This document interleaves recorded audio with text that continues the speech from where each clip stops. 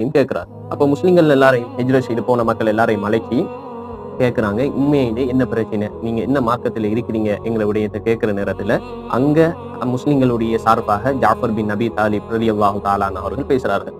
அப்ப மன்னனை பார்த்து பேசுறாங்க, மன்னன் அவர்களே, நாங்க ஒரு காலத்துல மடமையில இருந்தோம். எப்படியான மடமையில இருந்தோம் சொன்னா, சிலைகளை வணங்கி கொண்டிருந்தோம். வனக்குலுல் மையிதா, செத்த பிராணிகளை சாப்பிட்டு கொண்டிருந்தோம். வனத்தில் ஃபவாஹிஷ், கேவலமான விடயங்கள் எல்லாம் எங்களோட வாழ்க்கையில செய்தோம். அது விபச்சாரமாக இருக்கலாம், வட்டியாக இருக்கலாம், அநியாயமாக இருக்கலாம், ஏழைகளுடைய சொத்துக்களை அபகரிப்பதாக இருக்கலாம், வியாபாரிகளுடைய சொத்துக்களை அபகரிப்பதாக இருக்கலாம். என்னென்ன கேவலமான விடயங்கள் இருக்கிறதோ அனைத்தையும் நாங்கள் செய்தோம். குடும்பங்களை துண்டித்து வாழ்ந்தோம். பிரச்சனைகள், குடும்பங்களோட சேர்ந்து வாழக்கூடியவர்களாக நாங்கள் இருக்கல.